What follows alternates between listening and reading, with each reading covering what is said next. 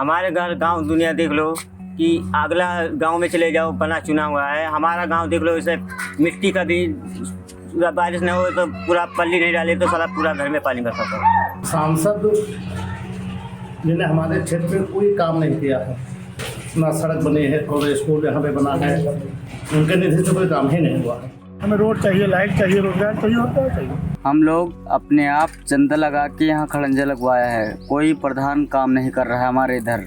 बस कमाते हैं खाते हैं, यही दोनों खेती है, हाथ पैर। असली समस्या तो ये है धरातल पर जो दिख रही है। उत्तर प्रदेश में लोकसभा चुनाव 2024 में के कवरेज में हम यहाँ पे बहराइच लोकसभा सीट पे आए हैं, जो SC आरक्षित लोकसभा सीट है। आगामी 13 मई को यहाँ पे चुनाव होगा, यहाँ की जनता मतदान करेगी। जिला मुख्यालय बहराइच से लगभग 4 किलोमीटर दूर मोहम्मदपुर ग्राम पंचायत के गांव मुर्गिया में हम आए हुए हैं। यहाँ पे दलित जातियों की संख्या इस गांव में सबसे अधिक है। लगभग तकरीबन 1200 परिवार जो है, 1200 मतदाता यहाँ पे दलित मतदाता हैं। हम देखेंगे कि बीते जिस तरीके से 10 सालों में यहाँ पे इस आरक्षित लोकसभा सीट पे भारतीय जनता पार्टी के सांसद चुने गए हैं, ऐसे में यहाँ पे इस दलित बस्ती और दलितों के बीच में उनका क्या विकास हुआ है। दूसरी चीज़, यहाँ पे जिस तरीके से इस ज़िले को सबसे गरीब और पिछड़ा ज़िला आज भी बताया जाता है बहराइच जो है जनपद को, तो 10 साल यहाँ पे भारतीय जनता पार्टी के सांसद होने के बावजूद क्या दलितों की स्थिति बदल पाई है या नहीं, हम आज बात करेंगे यहाँ के लोगों से। क्या नाम है आपका? राजकुमार गौतम सर। राजकुमार, बताइए आपके विधायक कौन हैं, जानते हैं? नहीं सर, नहीं मालूम है। सांसद कौन है? वो भी नहीं मालूम। क्यों नहीं मालूम है राजकुमार? सर जी, कोई आता नहीं इधर। अब कोई इलेक्शन होता ना तो उनके लोग चमचे लोग आते हैं, ये कर देंगे, वो कर देंगे, जीतने के बाद कोई नहीं आता सर। हमारे घर गांव दुनिया देख लो कि अगला गांव में चले जाओ बना चुना हुआ है। हमारा गांव देख लो, इसे मिट्टी का भी बारिश न हो तो पूरा पल्ली नहीं डाले तो सारा पूरा घर में पानी भर सकता है। सांसद जिन्हें हमारे क्षेत्र में कोई काम नहीं किया है, ना सड़क बनी है और स्कूल यहाँ पे बना है, उनके निधि से कोई काम ही नहीं हुआ है। 10 साल से कोई काम नहीं हुआ। स्कूल के लिए ज़मीन भी पड़ी है हमारे यहाँ 5 बीघा, यहाँ भी एक इंटर कॉलेज हो जाता, वो भी नहीं बना है। यहाँ अपना वो निजी स्कूल बनवा रहे हैं। क्या नाम है और आप कहाँ रहते हैं? और मेरा नाम अकबर अली है और हम डिस्ट्रिक्ट बलरामपुर में रहते हैं।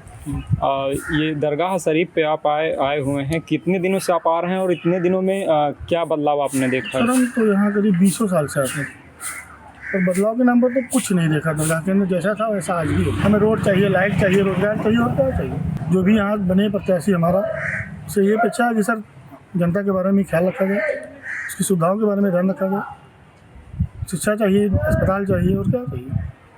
मेरा नाम घनश्याम है, रसूलपुर दरहट्टा। और हमारे को ये प्रॉब्लम है कि जो है हमारे यहाँ नाली और खड़ंजा के लिए बहुत परेशानी है। हम लोग अपने आप चंदा लगा के यहाँ खड़ंजा लगवाया है, कोई प्रधान काम नहीं कर रहा है हमारे इधर, और हर एक जगह काम कर रहा है, हमारे इधर नहीं काम कर रहा है। सबको कॉलोनी मिली, हम लोग को कोई योजना नहीं मिला है। हमारे इधर बहुत परेशानी है। देखो, नाली खड़ंजा बनना चाहिए, कुछ नहीं बना है।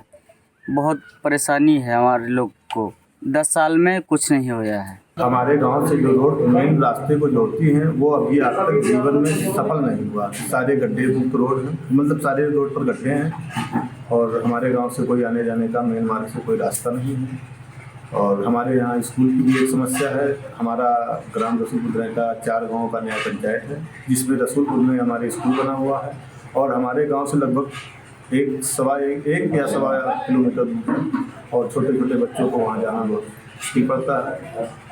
और हमारे यहाँ ऐसी समस्याएं चलती रही है जिस पर कोई देखभाल नहीं करता है। समस्या हमारी ये है सर कि ये पक्की रोड तक ट्रक आता है, जबकि होम डिलीवरी है। हमारे घर पे राशन आना चाहिए, लेकिन वही ट्रक खड़ा कर देता है और वहाँ से हमको ट्राली भाड़े पे ले जा करके लदवा करके राशन लाना पड़ता है। उसमें से ट्राली में ला दो, उसमें झरता है, और यहाँ लेके आओ पल्लेदार से उठवाओ, इसमें झरता है।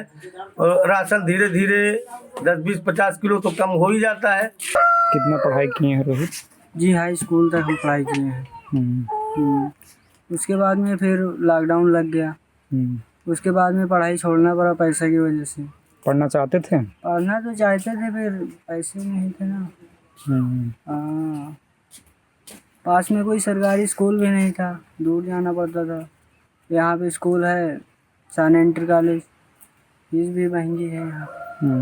पढ़ना चाहते थे, पैसा नहीं था, इसलिए नहीं जा पाया। अंगनू जी, आपके क्या समस्या है? आपका घर आवास का जो मिट्टी का बना है, क्यों नहीं आपको मिला आवास? अब वही चीज़ है सर, जो थोड़ा सा कागज़ हमारे पास नहीं है, वो बीवी का पूरा कागज़ है और बैंक खाता है, सब कुछ है बीवी के पास, हमारे पास नहीं है। यही समस्या है। तो उनके नाम से आपने अप्लाई नहीं कराया? कराया, कोई सुनवाई नहीं हो रही, तो क्या करें? शौचालय मिला है कि नहीं? कुछ नहीं है। खेती कितना है? कुछ नहीं है सर, बस कमाते हैं खाते हैं, यही दोनों खेती है, हाथ पैर। आवास के लिए आपने अप्लाई किया है कभी? आवास के लिए क्या अप्लाई करें? जब हम लोग कहते हैं तो कोई सुनता है नहीं। किससे कहें? एक बार कहें, 2 बार कहें, बार बार क्या वही बात कहते रहे भाई। आवास के लिए कई बार अप्लाई किए थे, लेकिन कहाँ चला जाता है कागजात, हम लोगों को बाद में पता ही नहीं चलता है। चुनाव आ रहा है, कोई नेता वोता आते हैं यहाँ?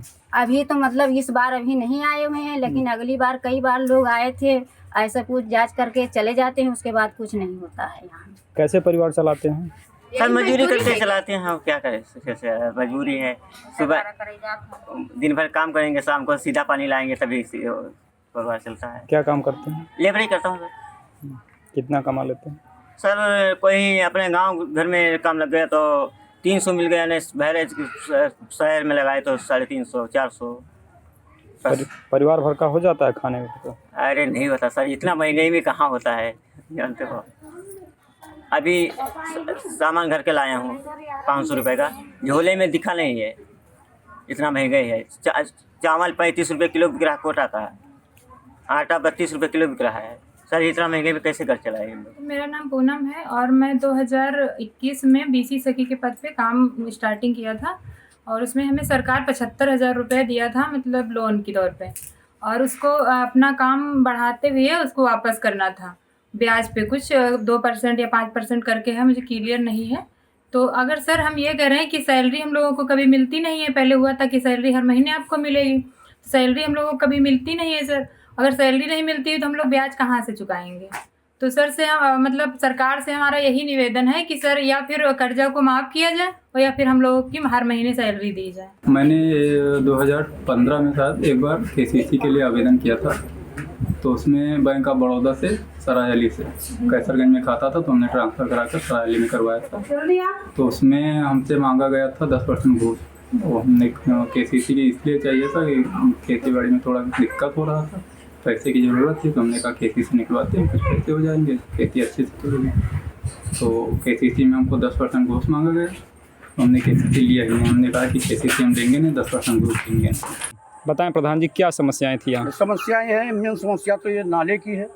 ये बरसात से नाला जो है, इस पर सारे गाँव का निकास है, और ये नानपाड़ा रोड में हाईवे रोड से जोड़ता हुआ है, और इसमें 5-6 गाँव पंचायत के लोग इस पर निकास करते हैं। आसाम रोड से लोग आते हैं और इसी पर होकर निकल जाते हैं, 4 पहिया वाहन भी निकल जाते हैं। ये 5-6 महीने पुलिया टूटी हुई है, सभी प्रतिनिधियों के उसमें है। इधर याफर शाह के सज्जान में ये ईद के पहले मामला आया, तो उन्होंने एक दिन भेजा था आदमी अपना कि अगर नहीं वो बनवा सके हैं तो हम ये चुनाव के बाद इसकी स्लेब हम डलवाने का काम करेंगे। इसके बाद अब देखो कब तक उम्मीद है, और नहीं होगा तो हम लोग चंदा लगा करके इसका जो तो करना ही पड़ेगा, चाहे जैसे किया जाए, ये मजबूरी है हम लोगों की। आपके ज़िले को कहा जाता है पिछड़ा जिला है बहराइच, क्या ऐसे इसी के कारण है ये सब सारी समस्या? समस्या तो अंदर घुसने पर आपको मालूम होगी ना, रोड तो सभी आते हैं चले जाते हैं। जब आप गांव के अंदर आदमी घुसेगा तो समस्या तब नजर आएगी भैया ना। रोड पर गाड़ी किए, रोड पर मीटिंग किए, रोड से मीटिंग कर चले गए, उसका क्या वो है? असली समस्या तो ये है धरातल पर जो दिख रही है। यूपी का आरक्षित बहराइच लोकसभा सीट बीते 10 सालों में अपने ऊपर लगे गरीब और पिछड़े जिले के दाग को धुल पाया है या नहीं? इस लोकसभा क्षेत्र में लगातार भाजपा के सांसद चुने जाने के बाद भी क्या समुचित विकास हुआ है या नहीं? साथ ही भाजपा के सहयोगी दल इस लोकसभा क्षेत्र के बारे में क्या सोचते हैं, यह जानने के लिए हमने नानपारा विधानसभा सीट से अपना दल के विधायक रामनिवास वर्मा के निजी सचिव प्रभाकर वर्मा से बात की। सुनिए वह क्या कहते हैं। आपके ज़िले को जैसे टैग मिला हुआ है, पिछड़ा ज़िला यहीं के लोग बोलते हैं, इसे गरीब ज़िला है एक रिपोर्ट के अनुसार, इस पे आपने कितना काम किया है डेवलपमेंट? ये टैग पहले था, अब अगर है तो मुझे लगता है सही नहीं है। इधर 10 सालों में काफ़ी कुछ हुआ है, चाहे वो खेती के लिए हो, चाहे वो ज़िले में सड़कों का जाल बिछाना हो, चाहे वो चीनी मिलों की हालत सही करनी हो, चाहे लोगों का जीवन स्तर उठाना हो, तो इसमें सरकार ने काफ़ी कुछ काम किया है। सभी को राशन मिल रहा है, सभी को जितनी भी गवर्नमेंट की स्कीम्स हैं उस पर डायरेक्ट टू कस्टमर बेनिफिट मिल रहा है, जो सीधे जा रहा है, बिचौलियों का काम ख़त्म है। तो मुझे लगता है कि जीवन स्तर भी सुधरा है और ये टैग बिल्कुल गलत लगा। अभी मैं गांव से आ रहा हूं, कई गांव में के अगर दूरी की बात करें तो बीच बीच में कई जगहों पे स्कूल नहीं है और सड़कें भी जो है बहुत ठीक नहीं हैं। इसके बारे में बताएं। जी, स्कूल लगातार 2 टर्म आप रहे हैं। हाँ, स्कूल्स यहाँ अभी हर साल नए खुलते भी जा रहे हैं। बहुत सी जगह थी ऐसे, इसके पहले सरकारों ने चूँकि उतना डेवलपमेंट नहीं किया, तो 10 सालों में काफ़ी स्कूल खुले, सड़कें भी बड़ी बड़ी सड़कें बन रही हैं, ग्रामीण क्षेत्रों में भी सड़कें बन रही हैं। कुछ क्षेत्र है जो बाढ़ग्रस्त रहता है, जहाँ सड़कें बनती हैं और इतना डूब हो जाती है, बाढ़ आ जाती है, उनको पुनः बनाना पड़ता है। तो वो एक समस्या ज़रूर है। हालांकि इस बार भी महसी हो या नानपारा हो, जो ये घाघरा नदी का किनारा है, तो वहाँ नदी के किनारे पे भी काम हुआ है, बंधों पे काम हुआ है कि बाढ़ ना आए, हमारे किसान भाइयों की फसलें ना जाएं, वहाँ की सड़कें जो बने तो काफ़ी दिनों तक चलें, उस पर भी काम हुआ है। ये समस्या मुझे लगता है बहुत कम हो गई। हमने यहाँ पे देखा कि गांव में अभी भी जाने के लिए सड़कें नहीं हैं, लोगों के पास रोज़गार नहीं है। यहाँ पे आधी से ज़्यादा आबादी यहाँ पे पिछड़ी और दलित जातियों की है, अधिकांश संख्या यहाँ पे मुस्लिमों की भी है। लेकिन जिस तरीके से स्कूल और कॉलेज, डिग्री कॉलेज की अगर स्थिति देखा जाए तो काफ़ी दूर हैं या मतलब बड़ी आबादी में नहीं है। इन सभी चीज़ों को देखते हुए हम ये कह सकते हैं कि जिस स्थिति में बहराइच लोकसभा क्षेत्र था और जो ये ज़िले को टैग दिया गया है कि ये अति गरीब और पिछड़ा ज़िला है, आज भी कहीं ना कहीं वो स्थिति बरकरार है। बीते 10 सालों में यहाँ पे लोकसभा क्षेत्र में भारतीय जनता पार्टी के सांसद रहे, लेकिन स्थिति जस की तस हमें दिखी है। लोगों के पास रहने के लिए घर नहीं है, मिट्टी के घरों में आज भी यहाँ की दलित आबादी, एक बड़ी आबादी मिट्टी के घरों में निवास करती है। आप देख रहे थे राजन चौधरी के साथ न्यूज़ लॉन्ड्री की रिपोर्ट। नमस्कार। पत्रकारिता का नासूर बन चुके विज्ञापन के मॉडल को खारिज करके खबरों की इस दुनिया को बदलिए ताकि पत्रकारिता आपके लिए जवाबदेह बने। newslaundry.com/subscription पर क्लिक कीजिए और अपने मन मुताबिक पेमेंट का विकल्प चुनिए, क्योंकि हमारे सब्सक्राइबर्स का नारा है, मेरे खर्च पर आजाद हैं खबरें।